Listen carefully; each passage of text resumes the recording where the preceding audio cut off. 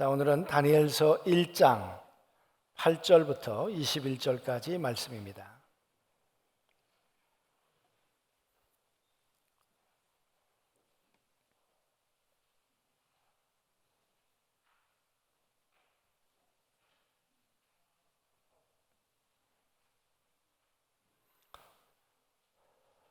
다니엘은 뜻을 정하여 왕의 음식과 그가 마시는 포도주로 자기를 더럽히지 아니하리라 하고 자기를 더럽히지 아니하도록 환관장에게 구하니. 하나님이 다니엘로 하여금 환관장에게 은혜와 긍휼을 얻게 하신지라. 환관장이 다니엘에게 이르되 내가 내 주 왕을 두려워하노라. 그가 너희 먹을 것과 너희 마실 것을 지정하였거늘 너희의 얼굴이 초췌하여 같은 또래 소녀들만 못할 것을 그가 보게 할 것이 무엇이냐. 그렇게 되면 너희 때문에 내 머리가 왕 앞에서 위태롭게 되리라 하니라. 환관장이 다니엘과 하나냐와 미사엘과 아사랴를 감독하게 한 자에게 다니엘이 말하되 청하오니 당신의 종들을 열흘 동안 시험하여 채식을 주어 먹게 하고 물을 주어 마시게 한 후에 당신 앞에서 우리의 얼굴과 왕의 음식을 먹는 소년들의 얼굴을 비교하여 보아서 당신이 보는 대로 종들에게 행하소서 하매 그가 그들의 말을 따라 열흘 동안 시험하더니 열흘 후에 그들의 얼굴이 더욱 아름답고 살이 더욱 윤택하여 왕의 음식을 먹은 다른 소년들보다 더 좋아 보인지라. 그리하여 감독하는 자가 그들에게 지정된 음식과 마실 포도주를 제하고 채식을 주니라. 하나님이 이 네 소년에게 학문을 주시고 모든 서적을 깨닫게 하시고 지혜를 주셨으니 다니엘은 또 모든 환상과 꿈을 깨달아 알더라. 왕이 말한 대로 그들을 불러들일 기한이 찼으므로 환관장이 그들을 느부갓네살 앞으로 데리고 가니 왕이 그들과 말하여 보매 무리 중에 다니엘과 하나냐와 미사엘과 아사랴와 같은 자가 없으므로 그들을 왕 앞에 서게 하고 왕이 그들에게 모든 일을 묻는 중에 그 지혜와 총명이 온 나라의 박수와 술객보다 10배나 나은 줄을 아니라. 다니엘은 고레스 왕 원년까지 있으니라. 아멘. 바람은 불어야 바람이고 파도가 쳐야 파도가 아니겠습니까? 바람 없는 삶을 살고 싶은 사람, 파도가 없는 곳에서 살고 싶은 사람, 아마 그런 사람은 무덤 속에 있는 사람 외에는 없을 것입니다. 살아있는 사람은 끊임없이 불어오는 바람을 마주해야 하고 살아있는 사람은 쉼없이 다가오는 파도를 피할 수 없는 것이죠. 우리들의 인생이 그렇고 우리만 그런 것이 아니라 과거에 살았던 사람들의 삶의 과정도 그러지 않았을까? 좋은 일이 있는가 하면 나쁜 일도 있고 또 나쁜 일이 있는가 하면 또 좋은 일도 있을 수 있는 것이 살아있는 사람들이 경험하는 것일 텐데 여러분, 우리가 살아가면서 끊임없이 쓰나미처럼 우리의 삶에 위기가 다가올 때, 파도가 다가올 때, 바람이 불어올 때 어떻게 우리가 대처해야 될까? 피한다고 되는 것도 아니고 어떻게 맞서야 되겠는가 그 말이죠. 오늘 이야기의 배경은 이스라엘 백성들이, 그러니까 남쪽 유다 백성들이 바벨론의 포로로 잡혀갔을 때 이야기입니다. 그들은 하나님의 백성들이었고 예루살렘에 있는 하나님의 성전에서 하나님을 예배했던 백성들이라고 말씀을 드렸습니다. 그런데 그 나라가 법이 필요 없을 만큼, 아니 법이 있다는 게 아무런 의미가 없을 만큼 그 나라가 심히 부패했습니다.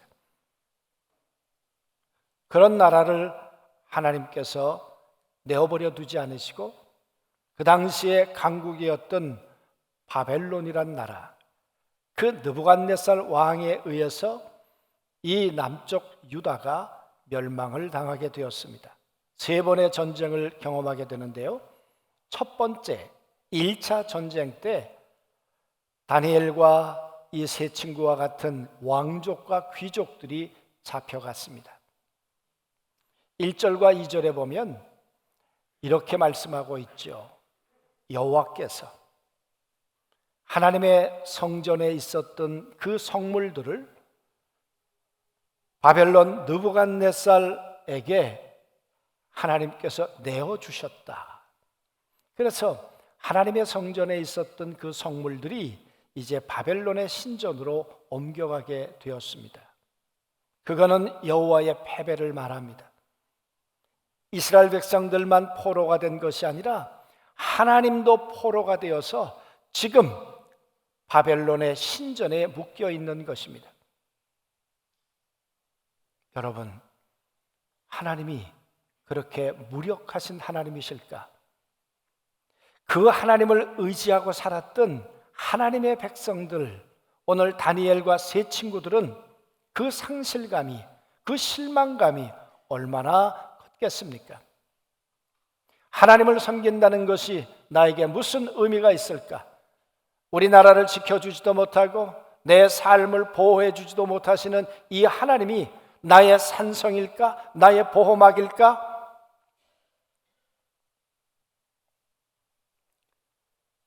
여러분, 그런 절망감이 몰려오는 때가 바로 바벨론에 잡혀왔을 그때였을 것입니다. 그들은 16,000km가 넘는 길을 벌거숭이가 되어서 끌려왔습니다. 자존심 다 구겨졌을 것입니다.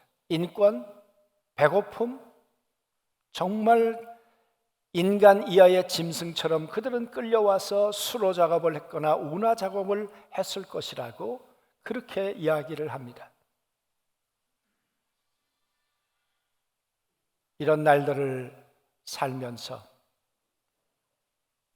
하나님의 백성이라고 살았던 이들의 정체성은 얼마나 또 흔들렸을까? 잡혀왔더니 그들에게 이름을 바꿔주었습니다. 창시 계명을 한 것입니다. 여호와는 나의 심판이라고 하나님을 두려워하며 살았던 다니엘의 삶 속에다가 벨드사살, 벨이 너의 보호자야.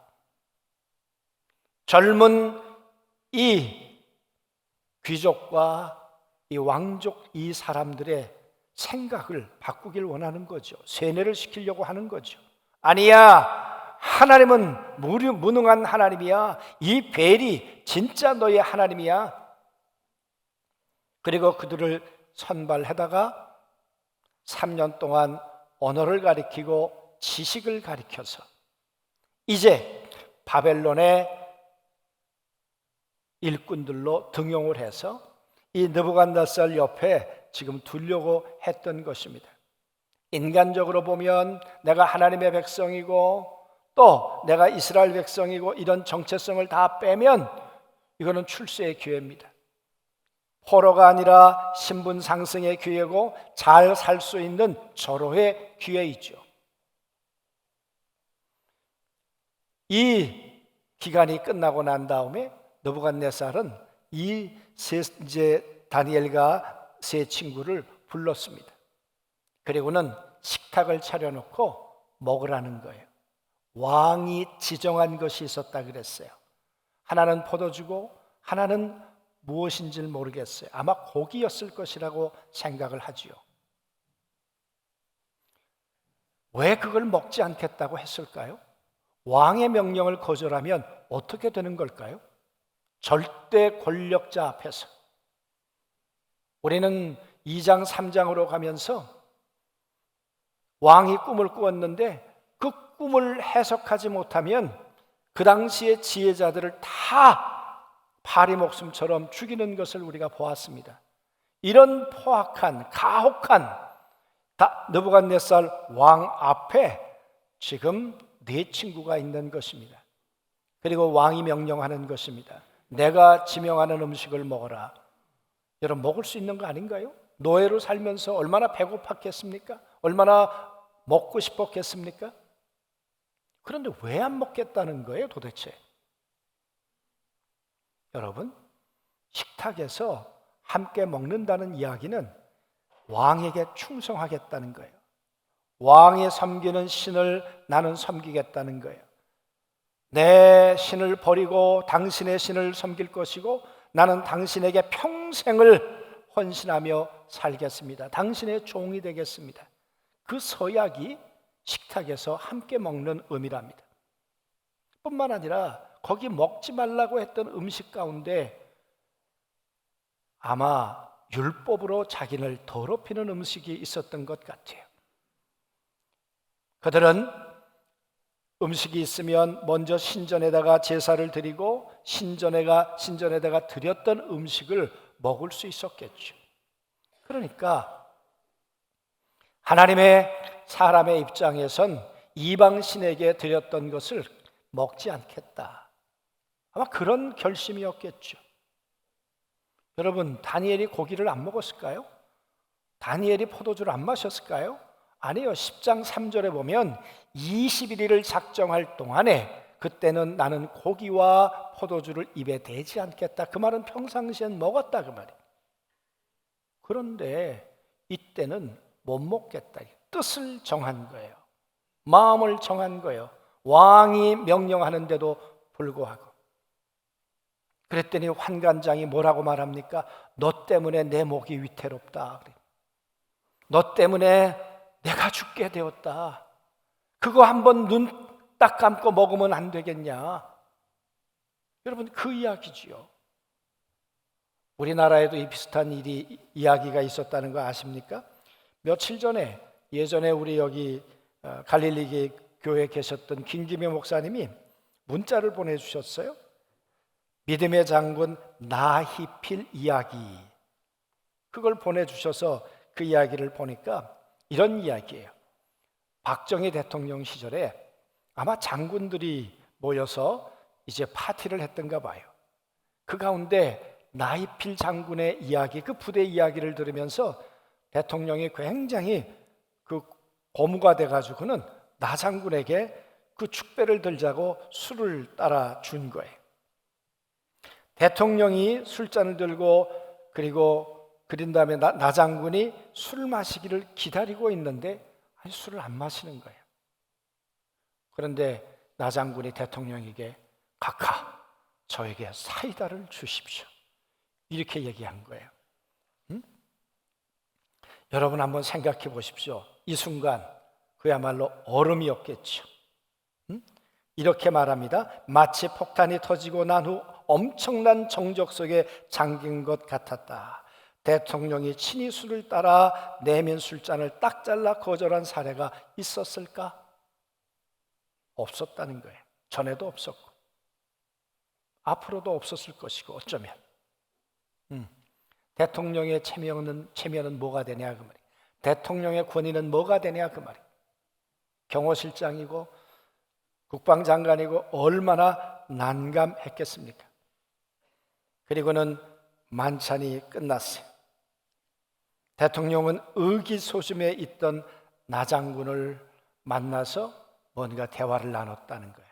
여러분, 이게 불과 몇십 년 전의 일이죠. 그런데 지금은 2500년 전의 일입니다. 그것도 포로로 잡혀온 주제에 왕이 내리는 명령을 사약이라도 먹어야 할 판에 안 마시겠다고요? 여러분, 이렇게 뜻을 정했는데 어떤 일이 벌어졌을까요? 성경은 이렇게 말합니다. 하나님께서 은혜와 긍휼을 베푸시니라.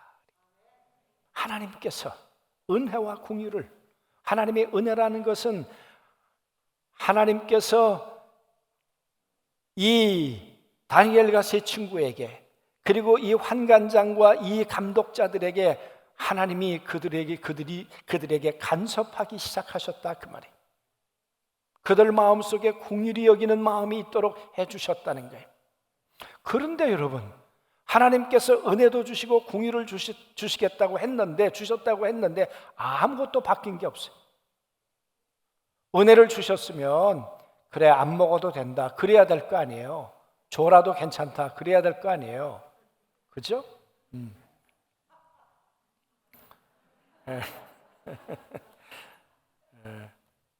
설교 시간에 줘라 때잖아요. 그래가지고 목사님이 그랬대요. 장로님, 옆에 있는 사람 좀 깨우세요. 그랬더니 장로님이 그러셨대요. 재우긴 지가 재우고 나보고 깨우라 그러더라고. 조는 건 다 설교자 책임이에요. 네. 우리 조용히 얘기합시다. 잠 깨우지 말고.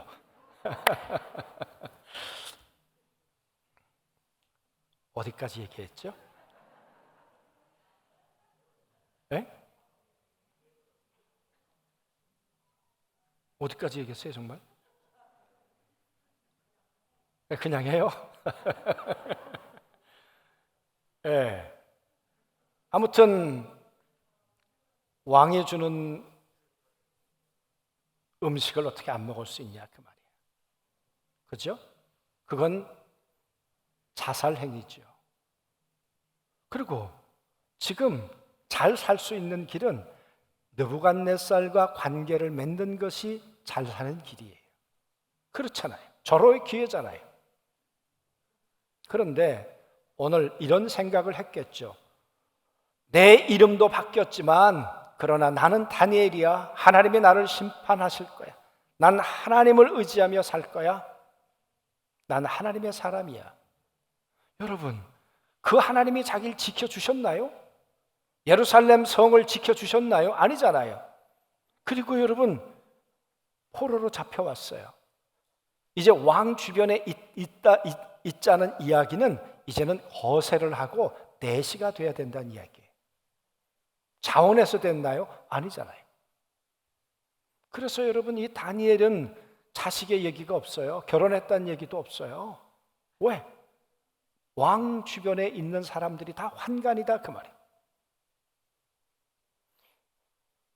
그럴 수 있겠다 생각할 수도 있지만, 그러나 구약 율법에 보면 거세된 자는 이스라엘 백성에서 제거됩니다. 하나님의 백성에서 이제는 추방되는 거예요. 탈락되는 거예요. 아니, 나는 율법대로 살고 싶은데 그런데 내 뜻도 아니고 나는 이곳에 포로로 잡혀와서 거세가 됐어요. 그런데 난 하나님의 백성도 아니고 하나님 앞에 갈 수 있는 이제 조건도 사라져 버렸어요. 그런데 내가 왜 하나님의 백성이라는 정체성을 지키고 살아야 되는가 그 말이에요. 그렇잖아요? 율법을 지킨다는 것도 의미가 없고 하나님을 사랑한다는 것도 가치가 없는 그때 다니엘은 뜻을 정했다니까요. 그리고는 이렇게 말합니다. 환관장 밑에 있던 감독관에게 나가서 나에게 열흘 동안만 시간을 주십시오. 내가 채식과 물만 마시겠습니다. 그리고 고기를 먹었던 사람들보다 내 얼굴이 더 못하다면 그때는 처분대로 하시옵소서. 여러분, 이것도 말도 안 되는 이야기예요. 왕의 명령인데 무슨 타협이 있어요? 그런데 하나님께서 은혜와 공의를 주셨다고 하시더니 그 말을 받아들이도록 해주셨어요. 그리고 열흘의 시간을 주셨어요. 여러분 한번 생각해 보십시오. 그들이 하나님의 말씀대로 살아보려고 얼마나 몸부림을 친 것인가. 그 포로로 잡혀왔음에도 불구하고 나는 벨드사살이 아니야. 나는 다니엘이야. 나는 하나님의 말씀대로 살 거야. 그 중심을 버리지 않고 그 하나님 앞에 뜻을 정하고 열흘간 작정하고 그렇게 살았다니까요. 열흘이 지났습니다. 그랬더니 이제는 느부갓네살이 이 다니엘과 네 세 친구를 부르는 거예요. 어떤 모습으로 나갔을까요? 그의 얼굴은 어땠을까요? 고기를 먹었던 사람들보다 더 광채가 났을까요? 그런데 오늘 성경에 보니까 그 느부갓네살 왕 앞에 나가는데 하나님께서 지혜와 지식과 명철을 하나님께서 주시니라. 뿐만 아니라 꿈과 환상을 해석할 수 있는 능력도 하나님께서 허락해 주시니라. 그 말은 다니엘 안에 있었던 것이 아니라 하나님께서 주셨다는 거죠. 하나님께서 능력을 허락해 주셨다는 거죠. 여러분, 그리고 나가서 다니엘과 네 친구들이 느부갓네살과 대화를 나누는 것입니다. 아니, 얘네들이 내가 주는 걸 안 먹고 채식과 물만 먹었다면서? 그러면서 여러분 이야기를 하고 물어보는데, 아니 이렇게 얘기해요.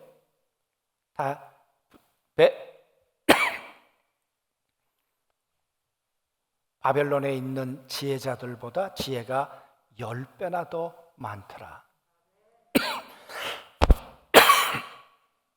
그 말은 비교가 되지 않을 만큼 탁월한 지혜를 가진 사람들이 되었다, 그 말이에요. 여러분, 말이 됩니까? 3년 동안 공부했는데. 바벨론에 있었던 지식인들은 아마 평생을 연구하고 수고하고 노력한 사람들이었을 것입니다. 그러나 그 사람들보다 10배나 더 많은 지식 있는 사람들이 되었다. 지혜로운 사람이 되었다. 누가 그렇게 만들어 준 것입니까?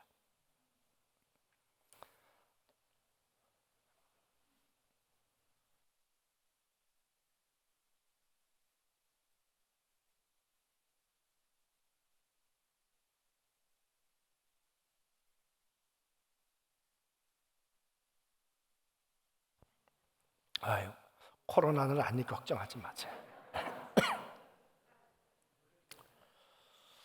여러분, 우리 한번 이 말씀을 생각을 해보지요. 뜻을 정했다. 뜻을 정하는 것만으로 되는 것이 아니라 뜻을 정하고 열흘간 작정하고 행동으로 옮겼다. 그랬더니 하나님도 뜻을 정하셨어요. 이 뜻을 정한 이 다니엘과 세 친구들에게 지혜를 주시기를, 지식을 주시기를, 그리고 바벨론에 있는 그 사람들이, 지혜자들이 풀 수 없는 환상과 꿈을 해석할 수 있는 능력을, 하나님 안에 있는 그 능력을 이들에게 주시기로 뜻을 정하신 분이 하나님이신 걸 믿습니다. 여러분, 하나님도 뜻만 정하시는 분이 아니라 하나님도 행동하셔서 하나님 안에 있는 것들이 그들 안에 쏟아져 들어오도록 역사하시는 분이 우리 하나님이신 걸 믿습니다. 사랑하는 성도 여러분, 오늘 다니엘을 통해서 우리에게 하나님이 하고 싶은 말씀이 무엇일까요? 나는 부요한 하나님이야. 난 무능한 하나님이 아니야. 나는 바벨론의 포로로 잡혀와서 노예처럼 살고 비참하게 살고 그렇게 살아갈 수밖에 없는 내 백성들을 나는 끝까지 지키실 수 있는 하나님이야. 난 그들을 도울 수 있어. 그들을 죽음의 자리에서 도울 수 있어. 그를 멸망의 자리에서 다시 세울 수 있는 나는 전능한 하나님이야. 그 말씀 아니겠습니까? 나는 그런 자를 나는 찾고 있어. 어떤 사람? 뜻을 정한 사람, 나를 향해 뜻을 정할 뿐만 아니라 나를 위해 작정하고 그것을 행동으로 옮겨 놓을 수 있는 사람을 나는 찾고 있단 말입니다. 그 말씀이시겠죠. 사랑하는 성도 여러분, 우리는 살아가면서 어떤 뜻을 정합니까? 우리가 뜻을 정한다는 것은, 이것은 돛과 같은 것이죠. 배의 돛. 내가 어디로 가겠다고 방향을 정해야 바람이 불면 목적지를 향해 가는 거죠. 나는 하나님을 향해 가치를 두고 난 하나님을 향해 갈 거야 라고 내 돛을 세워 놓았을 때 하나님의 은혜와 긍휼의 바람이 불어서 목적지에 항구에 도달하도록 하는 것처럼 내가 하나님을 향해 어떤 뜻을 정하냐 그 말이에요. 오늘 다니엘이 뜻을 정했다는 얘기는 그 얘기 아니겠습니까? 하나님이 나를 버린 것 같고 무능한 하나님인 것 같고 사람들은 다 하나님을 버리고 떠나지만 아니야, 나는 그 전능하신 하나님을 믿습니다. 난 하나님을 향해 뜻을 포기하지 않겠습니다. 하나님은 내 가치고 하나님은 내 삶의 전부이고 하나님이 그리하지 아니하실지라도 나는 하나님을 향한 뜻을 접을 수 없습니다. 여러분, 그런 다니엘을 하나님은 살펴보고 계셨던 거죠. 오늘 우리는 하나님을 향해 어떤 뜻을 정하고 우리는 살아가야 하는가, 그 말이에요. 뜻을 정한다고만 되는 건 아니라고 말씀드렸습니다. 우리는 추수감사주의를 앞두고 우리가 그동안 쉬었던 기도, 그리고 그동안 함께 나오지 못했던 분들을 위해서 기도하고 내년에 또 우리는 어떻게 교회를 섬겨야 할지 우리가 사역할 때를 우리가 정하기 위해서 한 주간 뜻을 정하고 특별 새벽 기도회를 하자고 했어요. 여러분, 마음에 정하셨습니까? 한 두 분만 대답을 하시네. 여러분, 정말 뜻을 정하셨습니까? 기도해야 된다는 거 모르시는 분들이 어디 계시겠습니까? 그러나 기도는 여러분 생각만 해가지고 되는 것이 아닙니다.